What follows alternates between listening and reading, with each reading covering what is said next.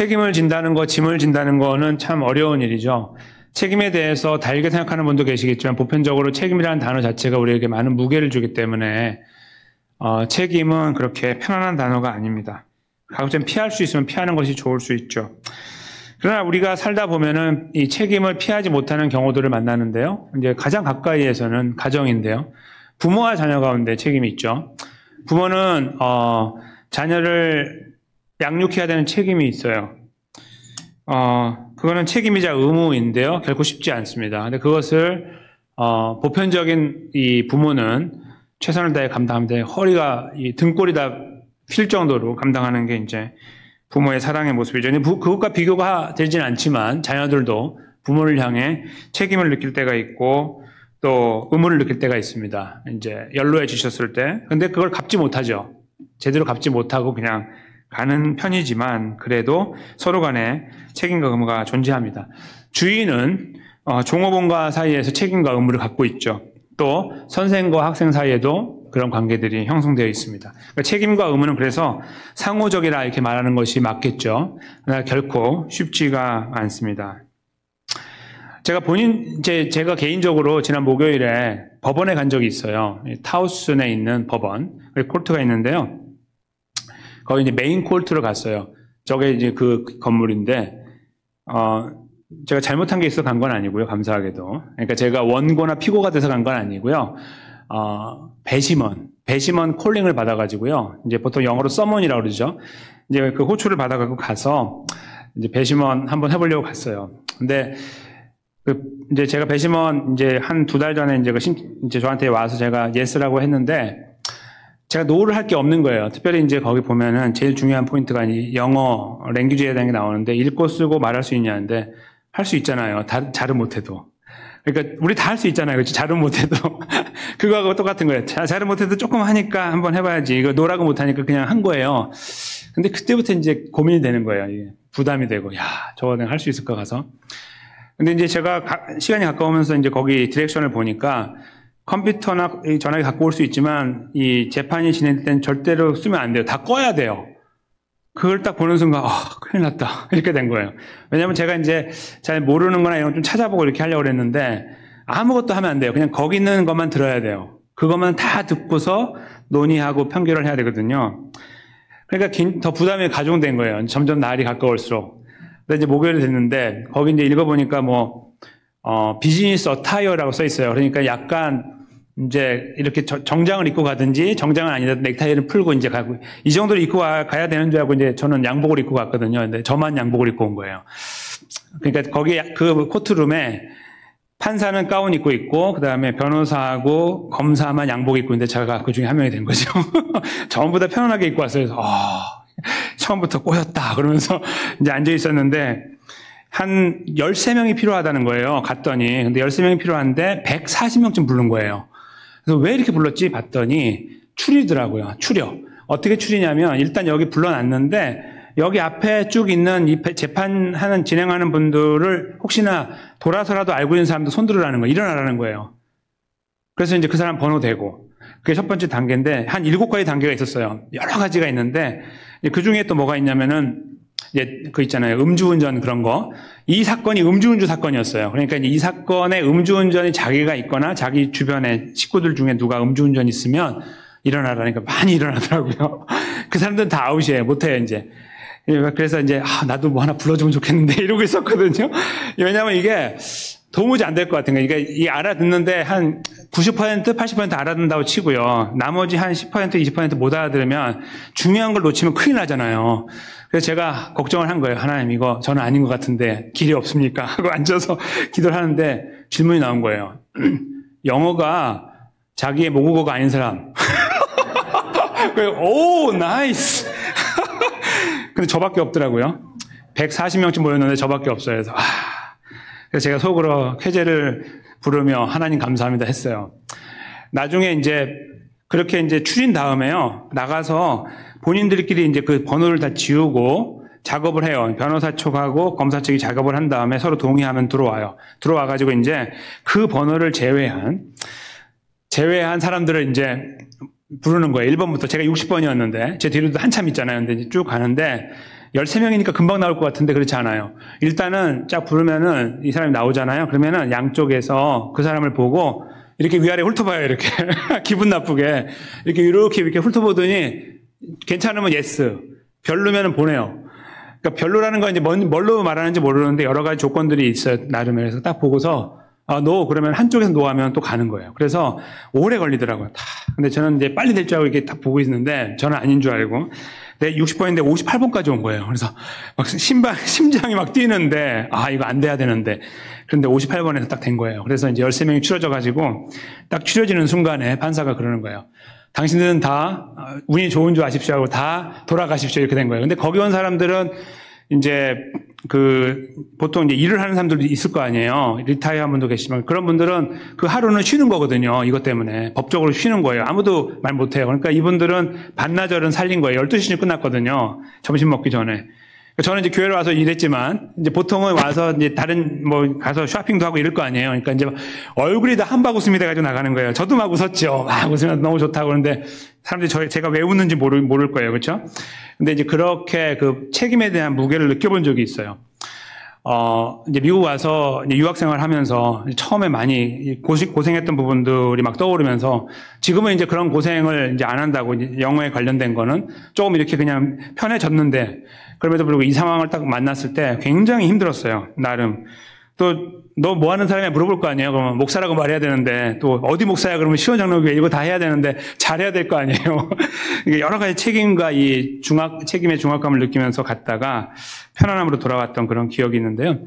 책임에 대한 거 제가 말씀드린 이유는 항상 무거운 거예요. 그것이 어떠한 거든지. 근데 설사 저기서 영어를 자기 모국어기 때문에 한마디 놓치지 않고 다 들을 수 있는 사람이라 해도 무거운 거예요. 판결을 해야 되기 때문에. 저희가 읽은 이 본문 속에요. 생각을 한 번만 이렇게 한 번만 클릭을 한 번 이렇게 하면은 바로 나오는 것이 책임의 문제인데요. 이제 왜 그런지에 대한 거 잠깐 저희가 설명을 하면 살펴볼 거예요.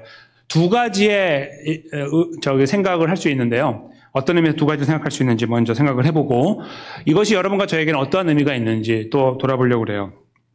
우리에게 있는 책임은 과연 무엇이고 그리스도인으로서 그거에 대해서 어떻게 반응하며 살아가야 되는가에 대한 내용이 되겠습니다. 이걸 저희가 들으면서 책임이라는 건 무거운데 그리스도인으로서 무슨 책임을 이야기한다는 건 더 무거울 것인데 그것을 우리가 왜 생각해야 되지? 가뜩이나 삶도 힘든데 생각할 수 있겠지만 그런 하나님의 말씀 앞에 우리는 잠시 좀 진지하게 이 부분을 돌아봤으면 좋겠습니다. 그 안에 하나님은 우리를 위로하실 것이고 격려하실 거고 새 힘을 주실 거라고 확신을 합니다. 예수님께서 28절에 보면은 이 말씀하시고 라고 하신 것은 저희가 그 앞에 몇 주 전에 들었던 문화 비유에 연결이 되는 겁니다. 열문화 비유 기억하시죠?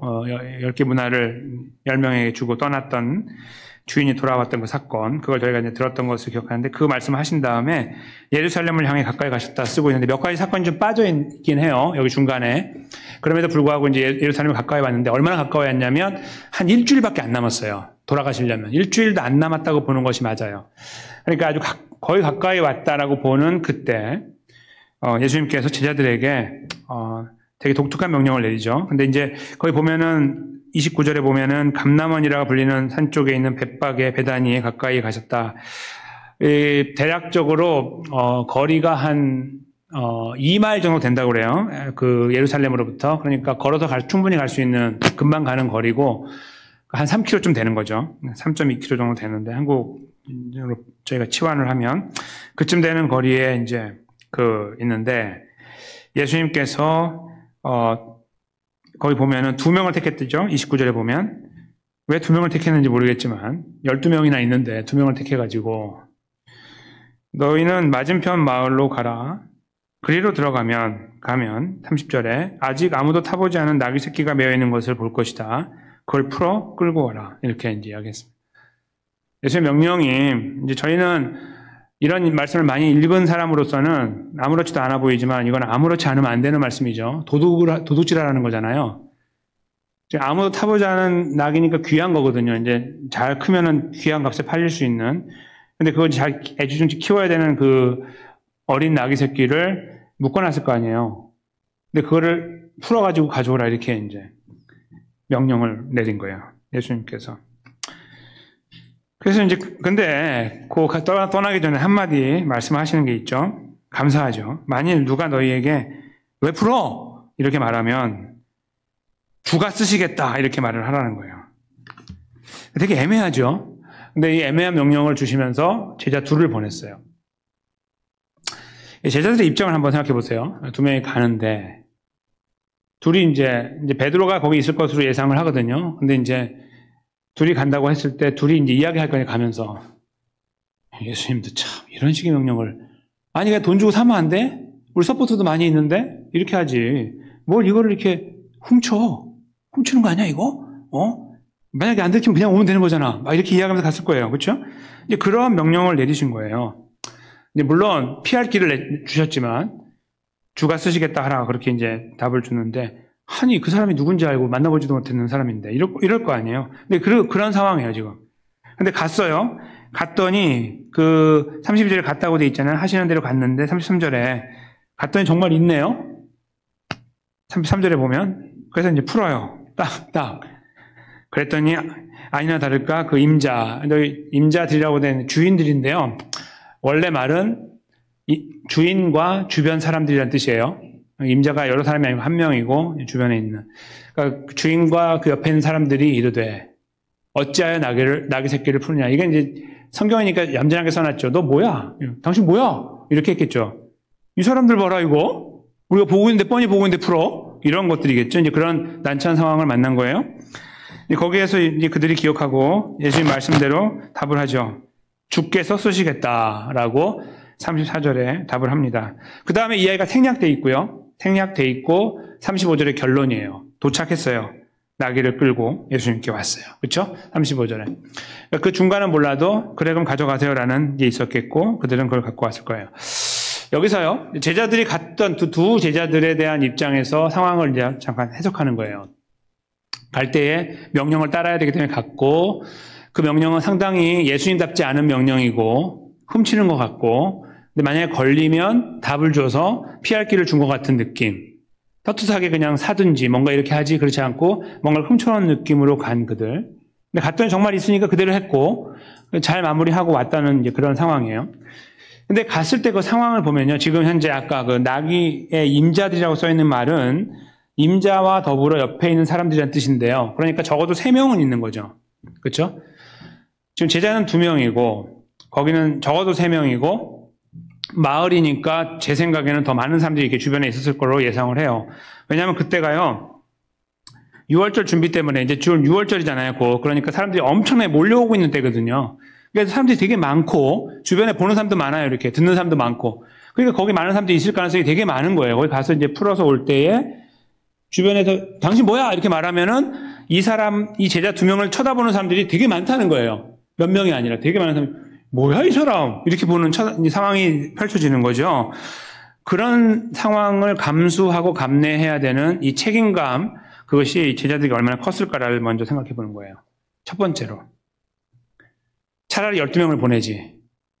예수님 그냥 12명 갔다 와 그렇게 해도 되잖아요. 야, 거기 가면 사람들 많을 거니까 조심해. 12명이 가서 이렇게 옆에서 가드도 쳐주고 그래. 이렇게 하면 더 편하잖아요. 가서 한 명이 이야기하면 11명이 뒤에 딱 이렇게 서 있으면 편할 거 아닙니까? 그냥 덜 창피할 거 아니에요.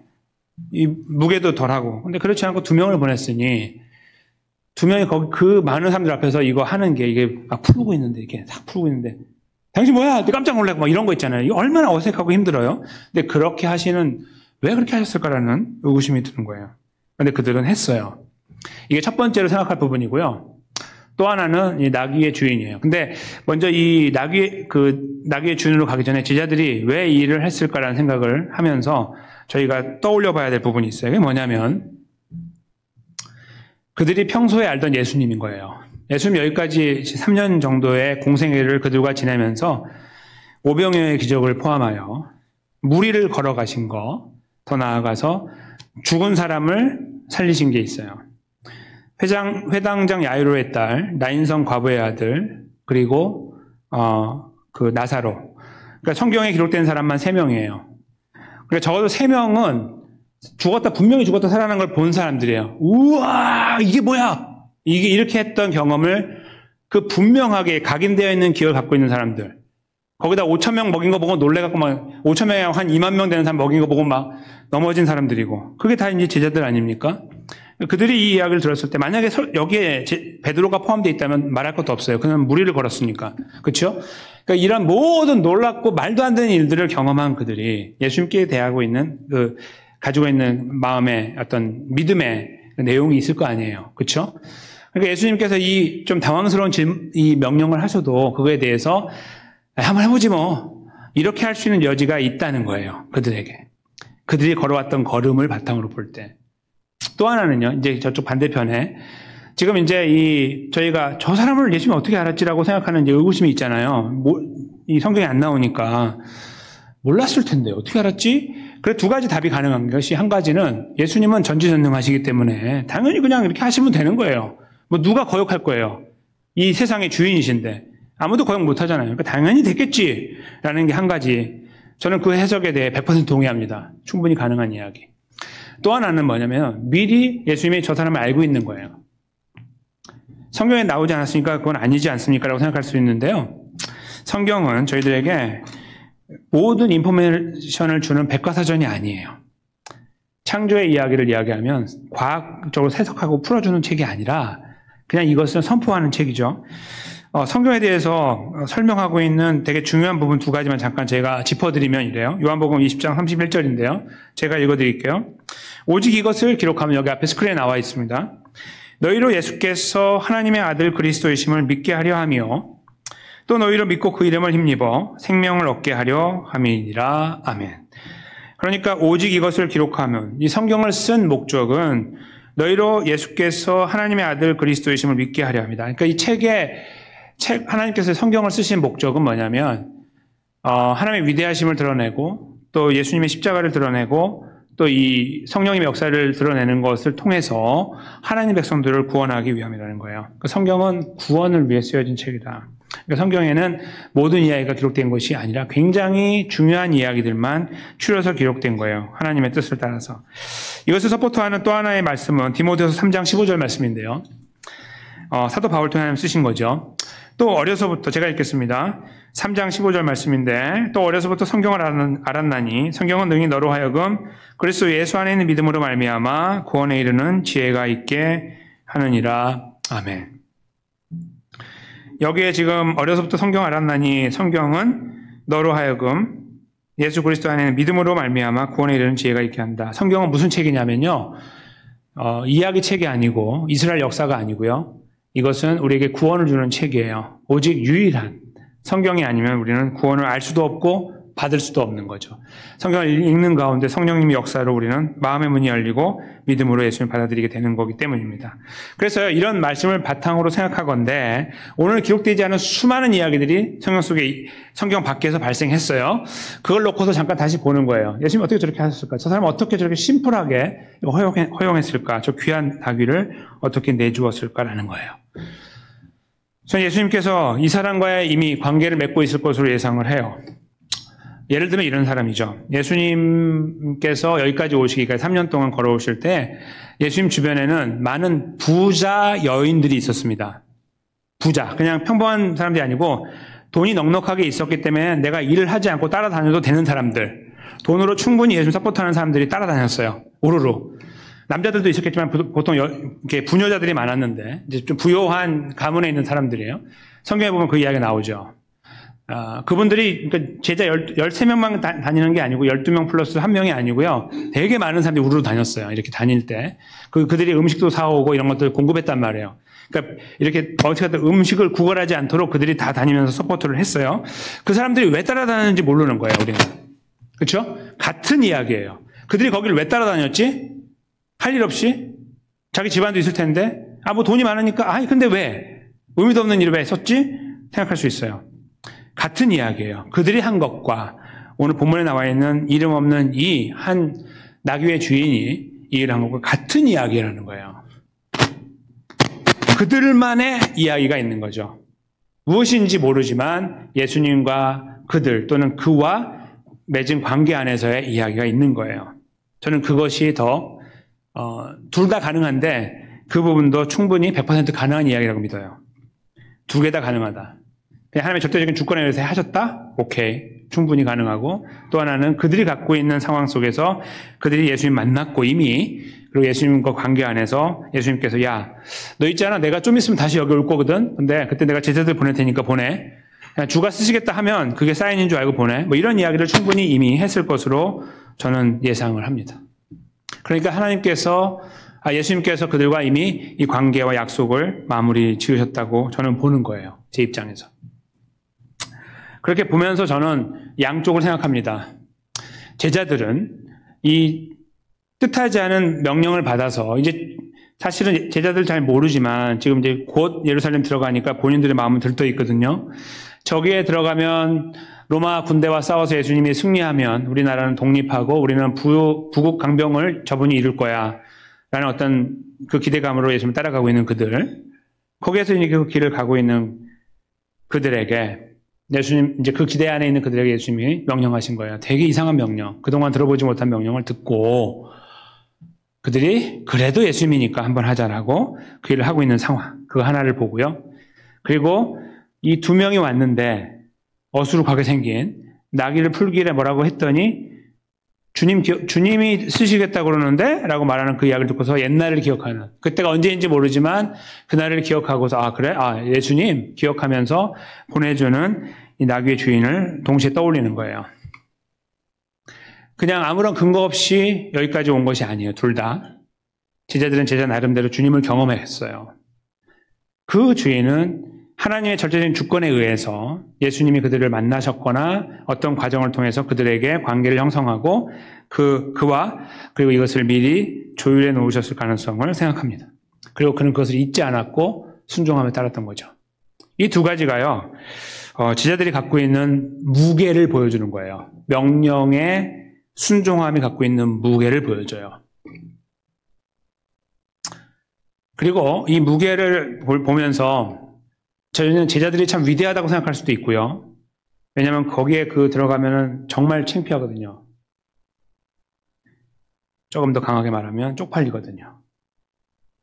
본인들이 아주 멋진 옷을 입고 다니는 사람이고, 이렇게 대단한 어떤 사람들이 나를 보면 항상 존경하는 그런 지위를 갖고 상황 속에서 예수님의 명령을 갖고 가서 이렇게 뭔가 탁 하는 게 아니라 그냥 저기에서 내려오고 그 갈릴리 쪽에서 왔기 때문에 사투리를 쓴단 말이에요.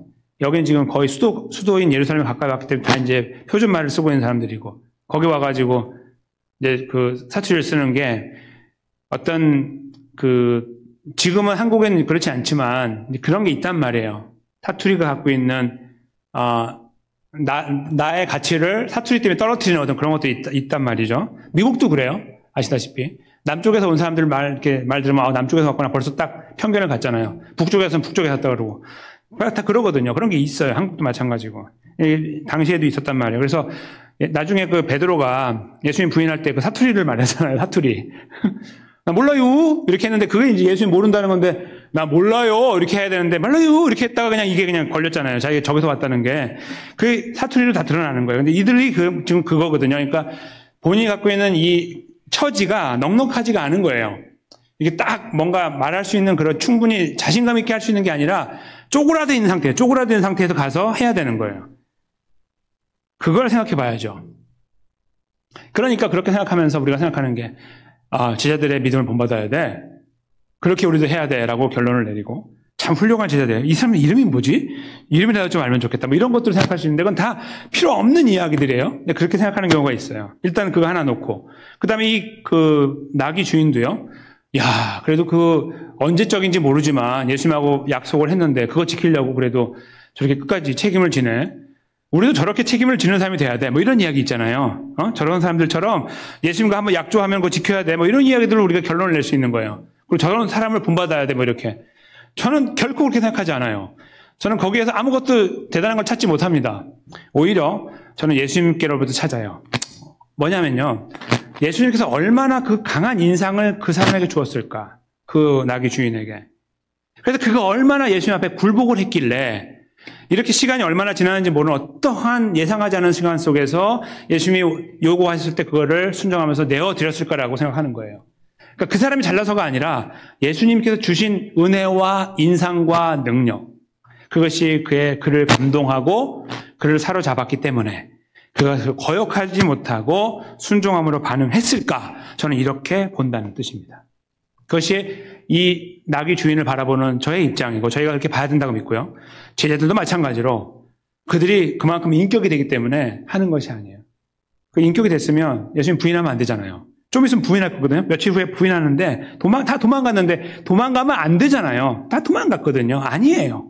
그게 아니란 뜻이죠. 그러니까 그들에게 있는 어떤 인격이 그래도 예수님 우리가 이렇게 했는데 해야지 그런 게 아니라 그들이 갖고 있던 예수님께서 어떤 분이신가에 대한 본인들의 경험들, 그 앞에서는 거역할 수 없다는 거, 그분은 능력이 있다는 거, 그에 대한 확신 위에서 그들이 그 일을 했을 것으로 예상한다는 말씀입니다. 즉 제자들도 잘나서가 아니라 그 주인도 그 사람이 잘나고 착한 사람이기 때문이 아니라, 그거 중요한 게 아니라 얼마나 주님의 은혜가 강력했을까, 그 사람을 사로잡았을까, 이들을 사로잡았을까, 이것을 저희가 집중해서 생각해야 된다는 거죠. 그들이 이 일을 감당해 나가는 과정을 보면서 말이에요. 그 무거운 책임을 그들에게 주시고 이루어 가시는 예수님께서 뒷짐지고 뒤에 빠져 계시는 것이 아니라 그들과의 형성된 관계 안에서 강한 인상을 주고 확신과 격려를 주셨기 때문에 그들은 아랑곳하지 않고 남루한 옷차림에 거기까지 가서 그 일을 했을 거예요. 베드로가 제일 나이가 많잖아요. 만약 그거 같다고 생각해 보세요. 이거 정말 창피한 일이죠. 이건 우리 전체를 인상을 구기는 일이에요. 우리 퀄리티를 뚝 떨어뜨리는 일이에요. 제일 나이가 많은데 거길 왜 가요? 젊은 사람들 보내갖고 해야죠. 근데 예수님이 만약에 보냈다면 이제 한 60에서 70 그 사이가 됐다고 치면요. 가서 이제 그걸 풀고 있는데, 아니면 야 네가 풀어. 내가 그건 못하겠다 하면 다른 제자가 풀었는지 모르지만 거기서 그거 하고 있는 거, 이게 얼마나 이게 어색합니까? 돈 주고 사면 따뜻하게 가능한 일인데 그거 안 하고 거기서 예수님 때 이런 걸까지, 야 빨리 풀어 이러고 있을 텐데, 그때 딱 등장해가지고 야 당신 뭐야 이렇게 할 때 이제 이걸 답변해야 되는 이런 입장들 있잖아요. 굉장히 곤란하고 힘든 거예요. 근데 그 상황을 어떻게 감당했을까? 그 사람의 인격이가 아니라, 그가 싸워왔던 주님을 향한 신뢰 이런 게 아니라 주님이 그들에게 주셨던 은혜, 그 역사, 그 강력함, 그것이 그들을 사로잡았기 때문에 사로잡힌 바 된 그들은 그 걸음을 걸었을 것으로 우리가 이해하고 받아들이고 또 우리도 그렇게 생각을 해야 된다는 것입니다. 그렇게 볼 때 저희는 이 이야기가 남의 이야기가 아니라는 것을 금방 알게 되죠. 여러분과 저는 예수님의 제자로 부름을 받았습니다. 그 부르심을 받았습니다. 이 과정을 지나 예수님이 이루시는 십자가와 부활 사건을 통해서 여러분과 저는 이 모든 이야기를 알고 있어요. 제자들은 아직 아무것도 모르고 있는데, 여기에서 지금 앞으로 무슨 일이 벌어질지 모르고 있는 그들과 다르게 우리 모든 일을 알고 있는 사람으로 제자들을 봐요. 제자들은 죽은 사람이 살아나는 걸 봤죠. 3번이나. 오병이어 역사도 봤고 물 위에 걷는 것도 봤어요. 저희하고 비교가 되지 않은 일을 경험한 사람들이에요. 지금 21세기 그런 사람 없죠? 그걸 누가 경험해요? 없어요, 그런 사람. 그러니까 그들이 대단해 보이고 위대하고 우리가 다른 경험을 갖고 있다고 우리가 평가하면서 우리는 그 정도는 아니야, 조금 뒤로 물러날 수 있어요. 핑계를 내면서. 과연 그럴까요? 우리는 모든 이야기를 알고 있는 사람이에요. 모든 이야기를. 예수님의 제자들이 다 순교하고 그 이유까지 알고 있어요. 요한계시록을 통해서. 그렇죠? 우리는 저 앞에 창조 이야기부터 새 창조가 이루어지는 예수님이 제일 말하신 그날까지를 모든 이야기를 다 알고 있는 거예요. 과연 저희가 갖고 있는 예수님을 향한 이해와 경험들이 죽은 자를 살리는 것을 보지 못했으므로 하는 그 차이에서 오는, 우리는 좀 덜 강력한 인상을 갖고 있을까? 더 약한 은혜를 입었을까라고 생각을 해보는 거예요. 여러분 답은 어떠신가요?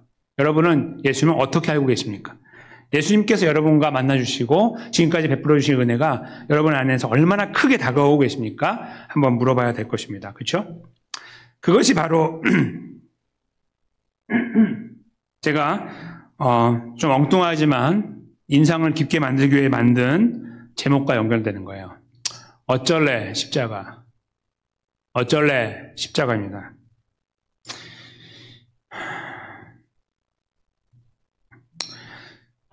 제가 첫 번째 어쩔래 십자가로 의미를 두고 있는 건 뭐냐면요.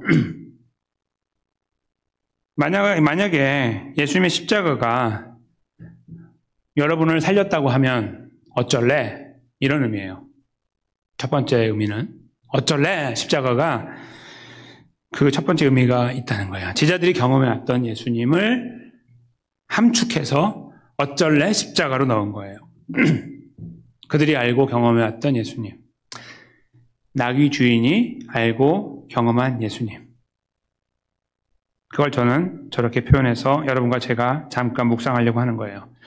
여러분과 저는 예수님을 눈으로 보지 못했습니다. 만져보지 못했어요. 그의 옷도 보지 못했고, 지금 그의 수위 이런 게 나타났다 이런 거 하지만 다 중요한 게 아니라 우리는 몰라요. 근데 우리는 하나님의 말씀을 읽으면서 이 거짓말 같은 이야기가 믿어지는 거예요. 그때 저희가 이 어쩔래 십자가의 질문에 답할 수 있는 겁니다. 여러분과 저는 답할 수 있어요. 너무 감사합니다. 이게 저희가 어쩔래 십자가라는 제목의 첫 번째 의미에 대한 답이 될 것입니다. 여러분과 제가 이구동성으로 다 정도는 다르겠지만 환경은 다르겠지만 우리가 진실되게 고백할 수 있는 답변입니다. 그렇죠? 다른 말로 바꾸면 우리도 제자들과 더불어 함께 같은 자리에 서 있다는 말입니다.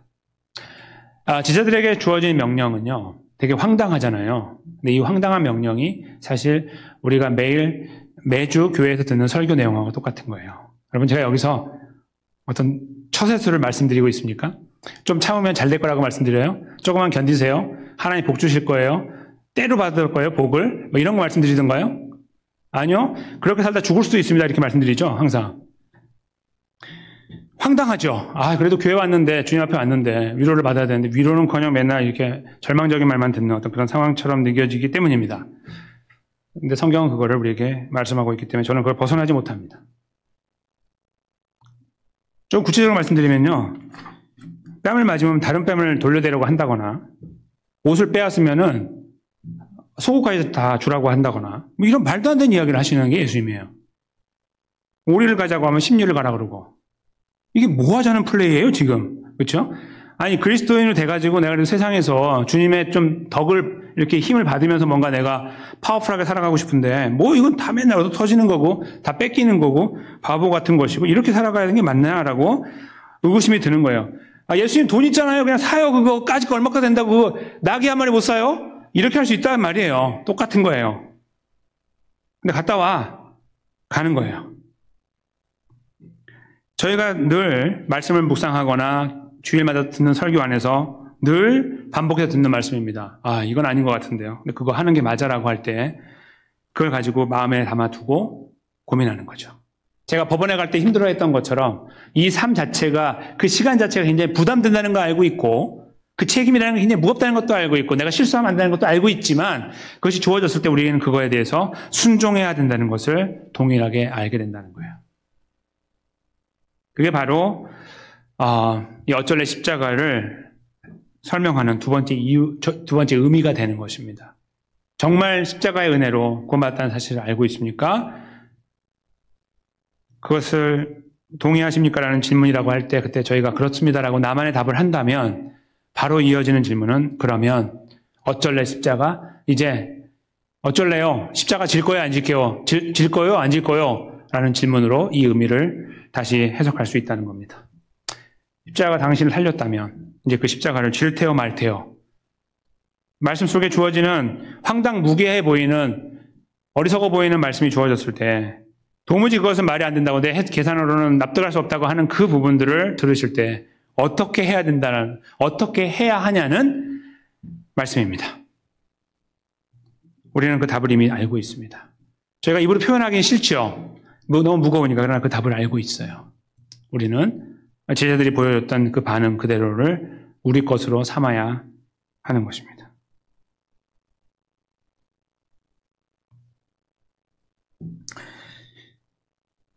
그리고 그 나귀 주인은 애지중지 키웠던, 잘 키우면 큰 돈을 받을 수 있는, 이걸 지금 직접 본인이 온 것도 아니라 제자 둘을 보내가지고 달라고 하는, 거기에서 그걸 내어드리는 나귀 주인의 모습과도 같아야 된다는 것이죠. 주가 쓰시겠다 할 때 황당무계한 명령에 순종하는 모습, 또 그걸 구체적으로 말한다면 그 주인이 보여준 거죠. 달라고 하실 때 드리는 거예요. 달라고 하실 때 드리는 것은 저희가 많은 부분에서 오해가 되죠. 처음에 바로 느끼시는 게 뭡니까? 주님이 달라고 하시면 다 주셔야 됩니다. 이렇게 제가 설교를 한다면 어떤 생각이 드세요? 헌금이죠. 헌금하고 시간이에요. 헌신. 근데 그거는 지금 굉장히 짧은 이해입니다. 짧은 이해. 크리스찬 라이프, 그리스도의 삶에 대해서 별로 고민하지 않았다는 증거예요. 진짜 고민하는 분들은 그런 게 중요한 게 아니에요. 하루하루 살아가는 게 중요한 거예요. 거기서 얼마나 스트레스를 받고 살고 있는지. 그게 중요한 거죠. 거기서 그게 네게 아니니까 네 자존심을 내려버리라고 하는 말씀에 동의하게 되는 거예요.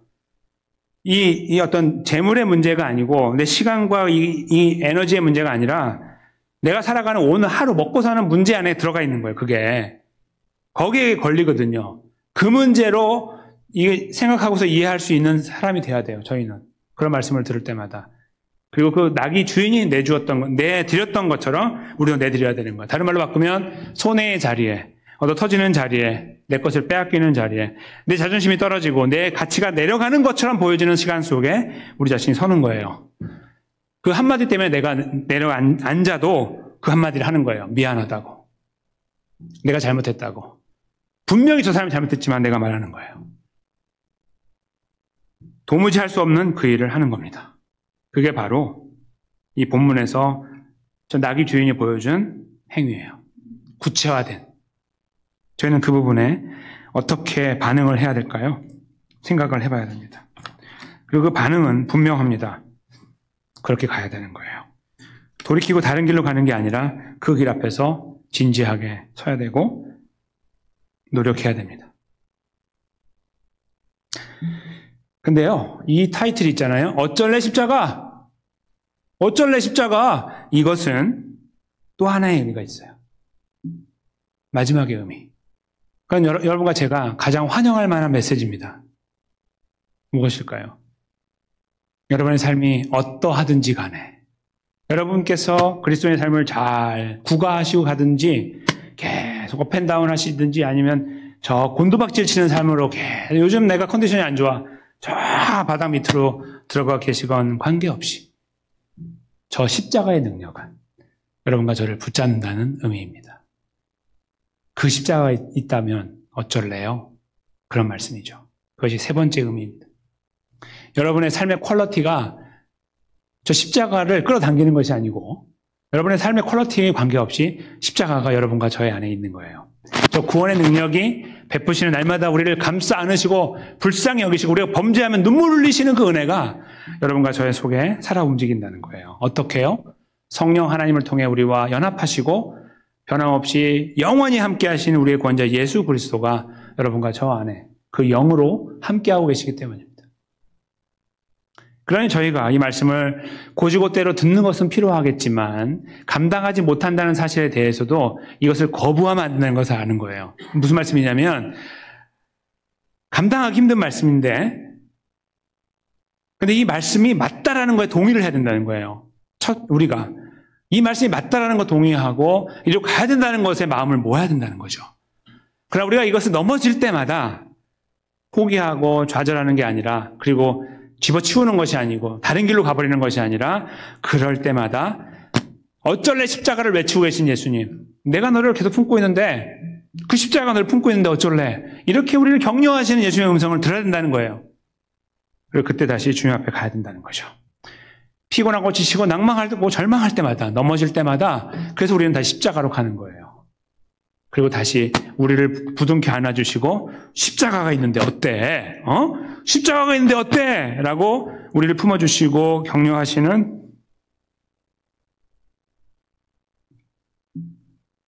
우리의 구원자 예수님 앞에 서야 된다는 겁니다. 그리고 여전히 무게감 있게 다가오고 있는 그 그리스도 삶에 대해서 도움을 요청하고 아버지 감당할 수가 없는데 어떻게 하면 좋죠? 도와주세요. 예수님 아시잖아요. 제 안에서 제 마음이 이렇게 힘든 거 용납할 수가 없어요. 어떻게 하죠? 이렇게 우리는 우리의 구원자 예수님 앞에 아뢰야 된다는 거예요. 그때 우리를 품으시는 예수님께서 다시 말씀해 주시겠죠. 야, 십자가가 있는데 어때? 괜찮아. 다시 일어나자. 응? 이렇게 다가오시겠죠. 바로 그 아름다운 선순환의 역사가, 아름다운 회복의 역사가 매일매일의 여러분과 저의 삶에서 늘 고민하게 되는 어떤 모멘트를 순간을 만나서 어떡하지 하는 그 순간마다 계속 우리 안에서 일어나서 우리가 그 시간들을 이겨내고 하나님의 백성다운 모습으로 살아가기 원하고, 설사 넘어지는 한이 있더라도 주님의 은혜로 다시 회복되고 그 걸음의 자리에 다시 세워지고 그 자리를 진지하게 걸어갈 그런 은혜를 구하는 그리스도인으로 세워지게 되시기를 예수님의 귀하신 이름으로 간절히 축원합니다.